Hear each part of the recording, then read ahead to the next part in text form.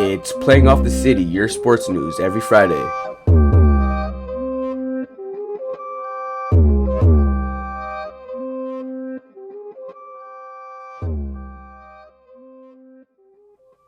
Welcome to Playing Off the City. Thanks for tuning in on this last Friday of November. Hope you guys had a great Thanksgiving. It's your host, Jake. And Bakari, and today we'll be covering your biggest stories from the NFL, NBA, college football, and you guessed it, soccer. Let's get it. You can find us on the Instagram and Twitter at Playing Off the City. No caps and no space. Jumping right into our first topic. We're talking about the Lions. They dropped to 4-7 after losing to the Texans on Thanksgiving. I'm tired of the Lions. I'm tired Bakari, of them. what's your thoughts, man? How you feeling? I'm glad that I was at work, so I didn't have to stay and watch this game. Because if I was at home, I would have had to stay home and watch it. And it was disappointing. To say the least. Just a disappointment. That's all I got to say. Yeah, it was a bad game. In the first quarter, or even the first quarter and early into the second quarter, I think we had 3 turnovers. There was a pick 6 and 2 fumbles. So definitely not the way we wanted to start the game. And, we just didn't look good at all. So the Texans, they're a decent team, but we should have beat them, so...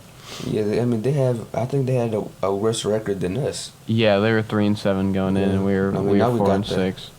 Now we got the same record, but it's just disappointing. Like, I just kind of wish we could actually, win games, but I think that a game like that really just shows you we got to get rid of this coach. We got to try to start fresh again. Yeah, I'd agree. After losing 4 out of our last 5 games, it really makes you question the future of our head coach, Matt Patricia. Ever since stepping up as head coach, coming from New England, coaching with Belichick, obviously. So I was optimistic when he first signed with us because I thought, he coached with the Patriots. He comes from a winning culture, so you hope that maybe he can build on that, but apparently he hasn't gotten comfortable yet. So what's your thoughts? He ever will. You think he's gonna get dropped soon? Yeah, I think he's gonna get the big boot. I don't know when, but I don't even think it's like, I don't know when exactly, but I don't think he has much time left. Yeah, I don't even know why he's still here. I mean, I heard last year the Fords were saying they had high expectations for this season and what we were gonna do. And we're playing very below those expectations, and he's still here. Yeah. So you think it's more like not like if it's gonna happen, like just when they're gonna get to it. Yeah. Yeah, I'd agree. I don't think the future looks very bright for Patricia in Detroit. But and speaking of the Lions, it seems like the playoffs are 2 out of reach right now. Oh, for sure. So it's kind of disappointing. You like to see the Lions in the playoffs. And the weird thing is since we have 4 wins, we're put in a weird situation where next year we won't be able to get a great draft pick. So that also doesn't help with our future. So I don't know. This hasn't been the most successful season. It's kind of not a shocker to the Lions fans, but yeah, I mean, we try to stay optimistic, but you gotta look at reality sometimes and realize we're not doing anything crazy. Not right now. Who knows? Hopefully we can get a new coach and that can bring a culture change. But as of right now, like the only thing we always look forward to is new coaches. Yeah, new beginnings. Yeah. Well, I don't know. Hopefully we figure something out. Yeah, for sure. Alrighty, and moving on to our next topic, we're talking about the Ravens and the Steelers. This is a big matchup. The Ravens are 6-4, and the Steelers are 10-0, undefeated. So the game was supposed to be on Thanksgiving, postponed due to coronavirus, and they're still not sure if they're gonna play. It's scheduled for Sunday at 1:15. So we're just gonna play the if game. If they play, who do you think wins? Oh, that's a tough one. I mean, I heard that Lamar is out with COVID. Yeah. So if he's out, the Steelers are going 11-0 in my opinion. I don't know. I mean, he's like one of the integral pieces in why they win games and how they win them. So I Yeah, think that if he's not here, who's their backup quarterback? Like RG3 or something? I'm not I think exactly so. It's sure. not a great option. Not a So great option. it definitely won't be easy coming up against a team that's 10-0, that's undefeated, that's playing really well this season without your starting quarterback. I don't know. I don't think that they'll win, but we've seen many surprises. Yeah, no, I'd agree with you. I think the Steelers are probably going to win this one for sure.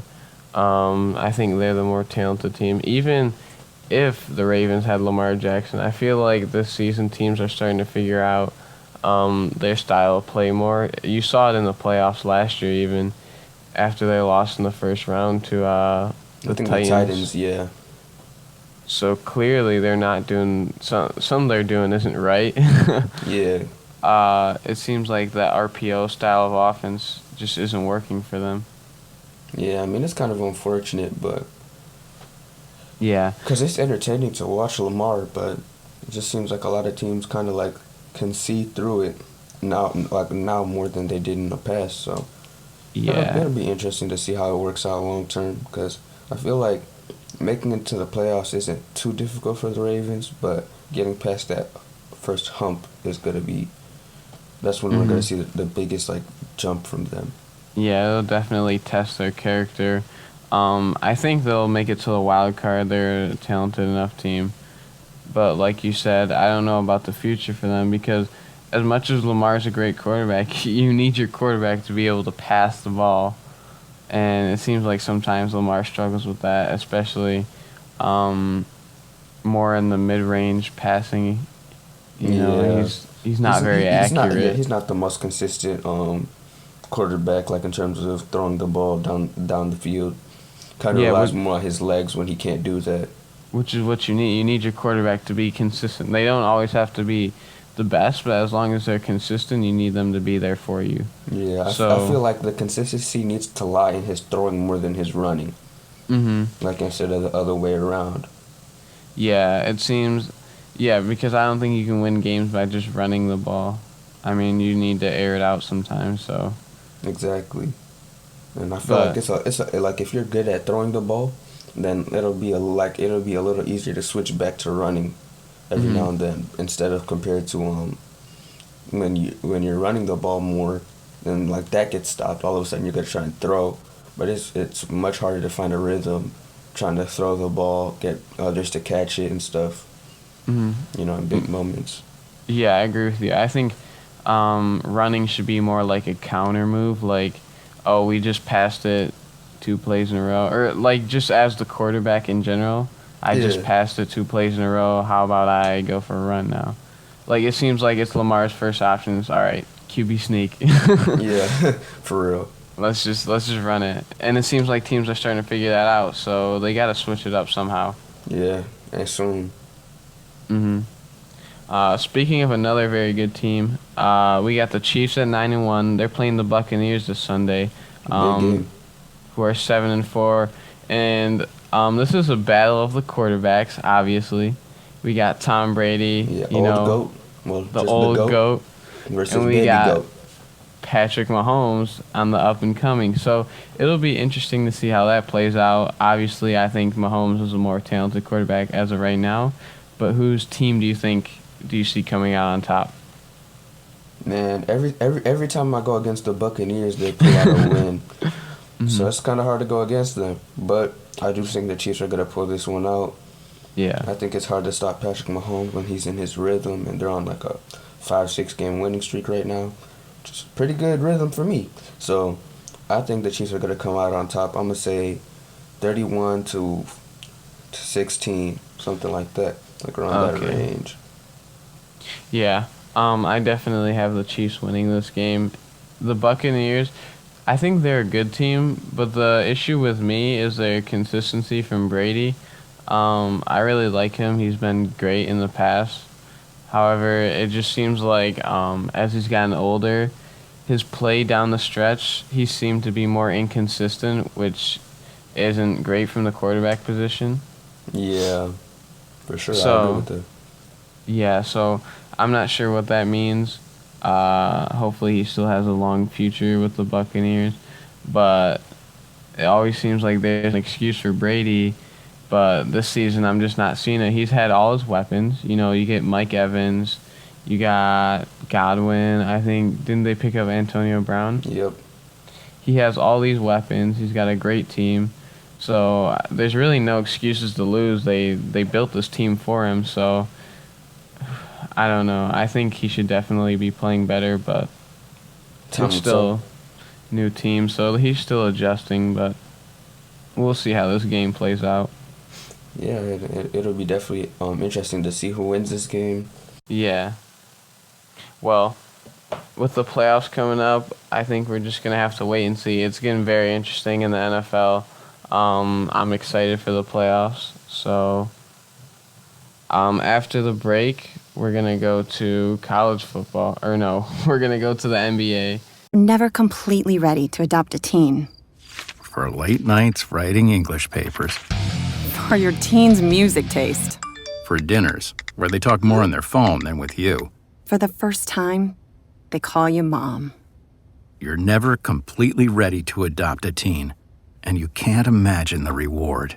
To learn more about adopting a teen, visit adoptuskids.org. Brought to you by the U.S. Department of Health and Human Services, Adopt U.S. Kids, and the Ad Council. Welcome back from the break. Here we are now talking about the NBA draft from last week, free agency, the Detroit Pistons, and the NBA in general. So first up, we got the Pistons.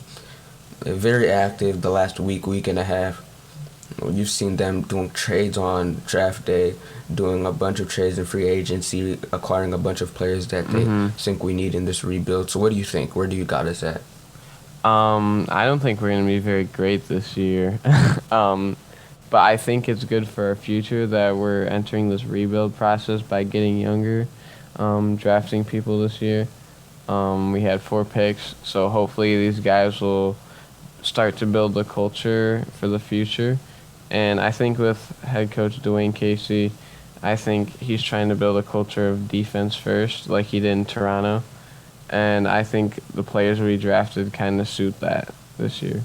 Yeah, we drafted a lot of big dudes, and like we have we've drafted centers, like a lot of centers, and just a lot of big bodies that will probably be able to throw at some of these like bigger guys in the conference, like Giannis and stuff. Kevin Durant, etc. Yeah. What's your thoughts on Killian Hayes? He was our best draft pick, or our highest draft pick, however you want to say it, at number 7. So what do you think? How do you think he'll perform rookie year? I think he'll be okay. I feel like he has the backing of a lot of these guys. He seems excited to come here to play in Detroit. He has another French fellow in Sekou Doumbouya. So it'll be pretty interesting to see. But I think, he'll have a lot of support. Always having someone like Derrick Rose mentoring you is phenomenal. So yeah, it's definitely going to be pretty interesting to see how this season pans out. I think honestly the Pistons could cause a few surprises. Nothing crazy, but I think they could surprise a few people. If things work out the right way, maybe we could see like another Oklahoma City type scenario from last year. Yeah, I think Blake Griffin and Derrick Rose, like you said, could be those veteran leaders that we need to help build a good team. However, I just don't see a way that we make it to the playoffs. I just don't think we have the talent yet. I think it's building, but like you said, we could shock a few people. And I think we can make it like as one of the lower seeds. As the lower seeds, there's a possibility, but the East is getting more and more competitive every year, especially with free agency this summer. So we'll see. I'd like to pick your brain. What's your thoughts about John Wall? There's rumors that he might want to be traded to the Pistons. What do you think about that? That's a tough one, Only because it's tough for me because we haven't seen him play in like 2 years. 2 years, yeah. It's been a long time. Like, you don't know how he's going to come back from his injury. You don't know if he'll be good again, like if he'll be okay, if he'll be below average. Like, nobody knows how he's going to be. I mean, obviously I'd love a John Wall pre-injury. Like, he would be an absolute dog to have on the Pistons, and I think we'd definitely be able to at least make it to like maybe the second round in the playoffs with him. But now having been out for nearly 2 years, 2 years. like, who knows how he's gonna come back? Like, Yeah. I think it's not really the smartest thing to do, especially since he has a big contract. I don't think it's necessarily the smartest thing to do. Yeah, there's no real guarantee on how well he'll play, especially without having seen him play in 2 years. And, him being a guard that relies on his athleticism in the past, his ability to beat people off the dribble and slash has mainly been due to how quick he is. Yeah. And he's kind of a high flyer, not like Russell Westbrook, but still he could get up. So you have a big injury. I think it was ACL, right? I think it was ACL or Achilles, because I think he Achilles, fell down one the of the stairs two. or something. But a big injury like that, you don't know how they'll come back, how bouncy they'll come back. Especially, I mean, you saw with Derrick Rose.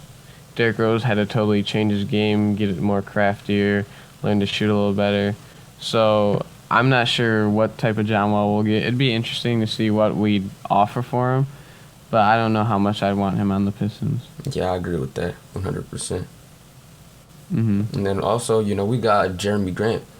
As a Nuggets and Pistons fan, I'm in the middle. Yeah. As a Pistons fan, I'm ecstatic. I mean, I do feel he's a little bit overpaid, but at the same time, I am happy that he is here. But I'm upset that he left Denver, a team that was just that,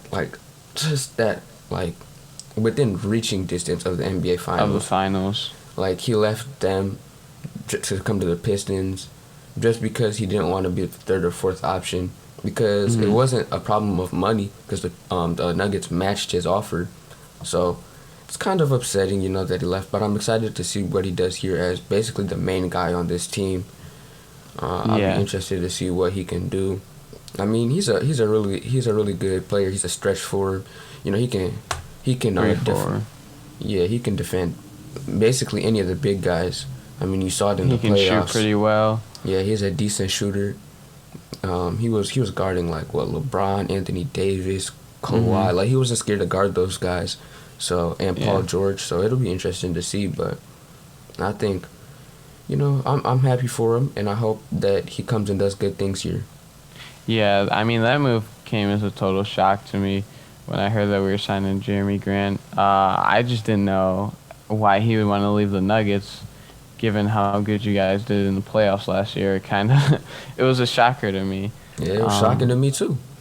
I thought he'd want to stay with you guys, but some players you can kind of see their morale, how much they value shots and play time and, just like attention, I guess, because clearly the more successful shot at winning the finals to stay with the Nuggets and keep building that culture. I think they could be good for a few years to come. Oh, for sure.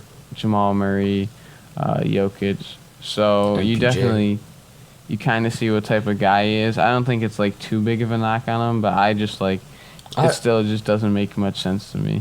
I think that honestly, we won't see it in the regular season, but come the playoffs in crunch time against the Clippers, against the Lakers, you're gonna notice his absence. You're gonna notice it. We're not gonna see it too much in the regular season, but if we come up against one of those top two teams, we're definitely gonna see why we miss him so much. No, he was a solid part, definitely in the bubble. You could tell he made a big influence. He was one of those wing defenders. Those are really hard finds in the NBA. I mean, you only got a few others like Rocco, and I can't even think, maybe, I don't know.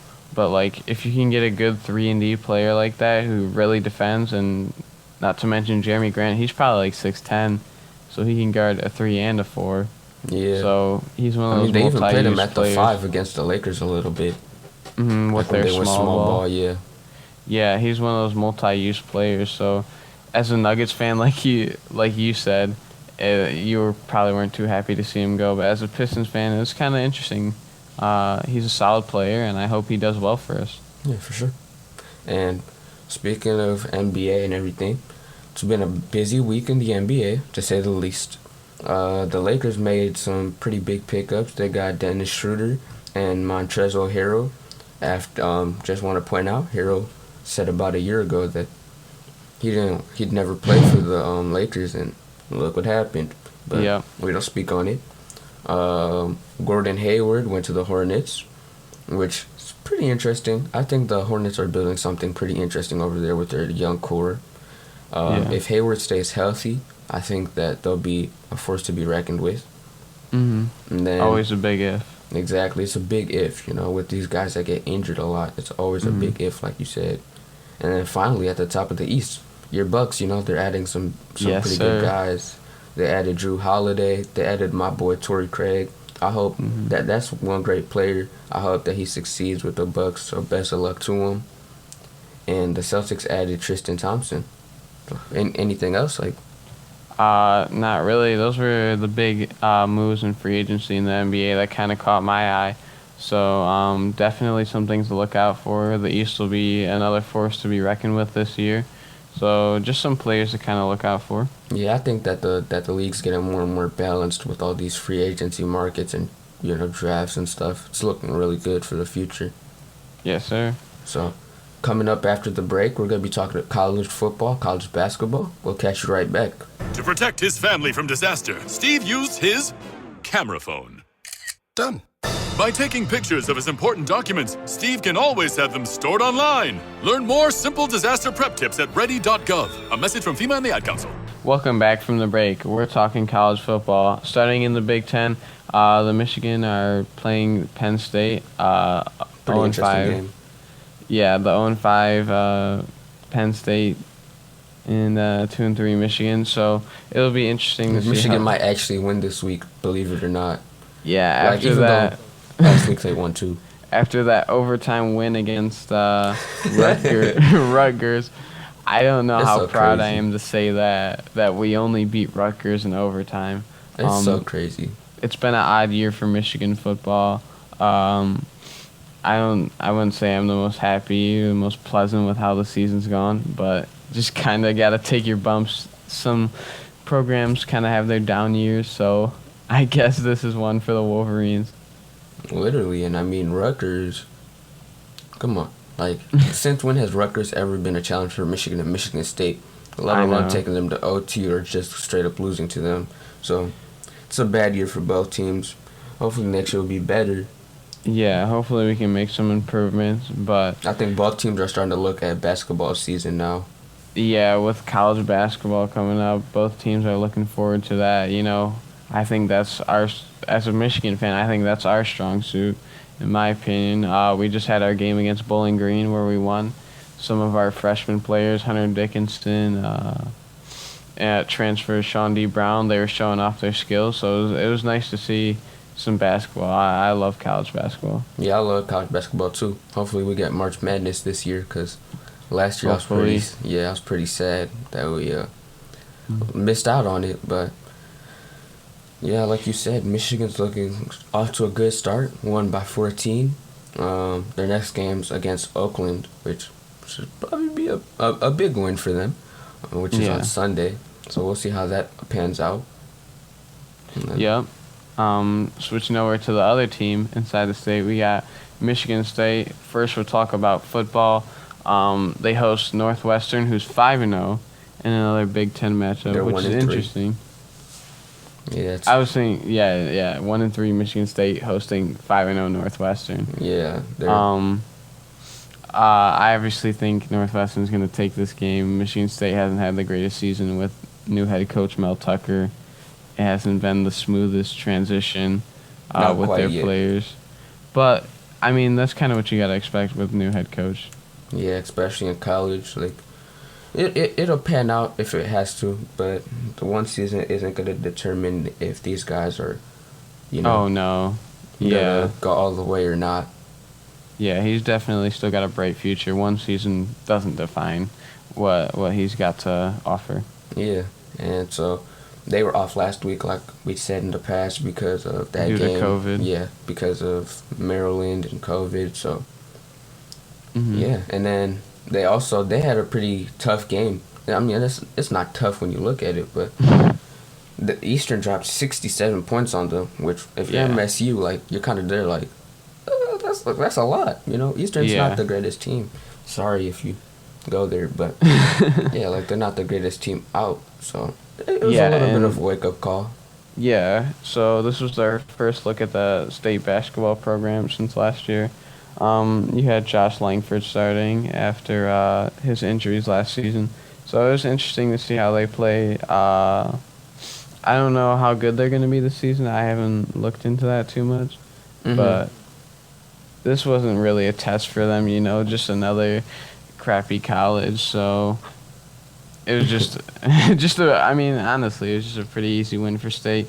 But they do got a big game coming up. They're playing Duke on Tuesday. Duke being the number 9 team, always loaded. So that'll be like their real first test. Yeah, that'll be their real first test. And it's going to be interesting to see how it plays out. Looking forward to it. And lastly, just real quick, the Iron Bowl is coming up for football. Auburn, ranked 21, is going against Alabama, who's number 1. This is a big story. We got undefeated Alabama trying to solidify their playoff spot in the college football playoffs. And, you know, usually you think, you know, the favorite team's going to win. Alabama, they're number 1. They're going to win. But it's a rivalry game. Not in these rivalry games. It's a rivalry game. Exactly. So anything could happen. Happened last year. I definitely look out for that. It happened the one year where they took that field goal and they returned it all the way. Yeah, it happened. It was it might not have been last year, but it was that one year where they played Michigan in the bowl game. Auburn had beat them, so it's like it's not every year that Alabama wins that game. So definitely tune into that game and see if Auburn can put up any type of challenge towards Alabama this season. Yeah, it'll be a solid fight. I always love watching rivalry games, so definitely tune into that one. Unfortunately, Nick Saban might not be able to coach due to COVID. I don't think that plays too big a role, but just another side note. Yeah, hopefully, I'm wishing for a speedy recovery for him. Yeah, most definitely. And so, I think that just about does it for our college football segment. After the break, we're going to have our final segment talking about some soccer. Okay, men. This is your time. Maybe you didn't choose this, but you're here now. You're gonna go out there and be an all-star caregiver. It's up to you. So what are you gonna do? You're gonna go grocery shopping, cook, clean, be there emotionally and physically. You gotta dig deeper. Drive them to physical therapy, doctor's appointments. Don't you forget about the pharmacy. I know you won't, because that's what caregivers do. Don't give up. Don't ever give up. This is your time to show the world, your family, and yourself that you're tougher than tough. Now go out there and be the best caregiver this world has ever seen. Caregiving is tougher than tough. Find the care guides you need at aarp.org/caregiving. A public service announcement brought to you by AARP and the Ad Council. Welcome back here on Playing Out the City for our final segment on soccer. It's kind of a sad story to begin with. I don't really like being sad, but this is something that really affected not only the soccer world, but the whole sports world the other day. Yeah, the whole sports community. Our soccer legend Diego Maradona from Argentina passed away at the age of 60 after he had a brain surgery actually at the beginning of this month. So, Yeah. You go ahead. Yeah, definitely rest in peace. He's been battling some issues in recent years, so you hate to see that, especially such an influential player. So, he's considered by many one of the best players of all time. Yeah, so condolences to him and his family. Yeah. Him and his family. It's got to be a rough time, but he definitely left his mark on the game. Yeah, so rest in peace. On to another topic. Chelsea play Tottenham this weekend. It's going to be a big game in the Premier League. Chelsea doing pretty good in the Premier League, and Tottenham, current league leaders. Interesting to see who turns up in this game. Tottenham, I actually just recently watched their little documentary on Amazon. Would recommend All or Nothing Tottenham. Very interesting to see the dynamics between a soccer program and I think this weekend Tottenham will pick up the 3 points. Last week I said they were going to beat City. No, I said it was going to be a draw, but they beat City. Yeah. So this week I'm saying Tottenham beats Chelsea 2-1. My boy Heung-min Son about to drop a goal. That's all I know.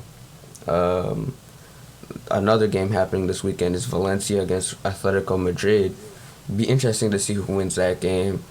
Spain's looking a lot different this year. Real Madrid's not playing the greatest. Barcelona's not playing the greatest. So definitely Atletico Madrid's chance to pounce on that and try to win their second league title in 10 years or 5 years. No, it'd be like 6 or 7 years actually, sorry. So I think Atletico wins this game 1-0 because we know how they play, which is a very defensive style. Mm-hmm. And then our second to last topic here for soccer is our players to watch.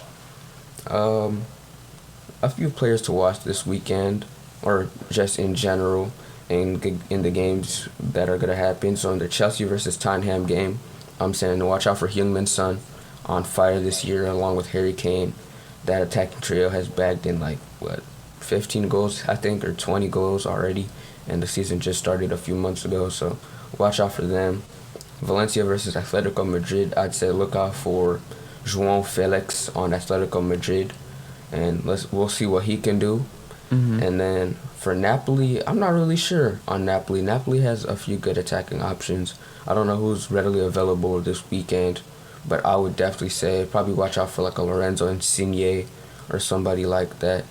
So, yeah. And the Champions League is also going to be on this Tuesday. Make sure to turn in for match day 5. It's going to be interesting to see who wins because we're almost at the end of the group stages. There's just this match day and the week after. And then we'll have our teams that are going to the knockout stages. So I think 6 teams are already qualified, but make sure you tune into that. Yes, sir. Make sure to tune in Tuesday for some good soccer. Thank you for staying for the whole show if you're still here. Shout out to Bakari again, our soccer guy, for carrying the last segment. But I think that wraps up our show. This is 89.1 FM, the Exile Radio. My name's Jacob. And my name's Bakari, and thanks for watching. Have a good night.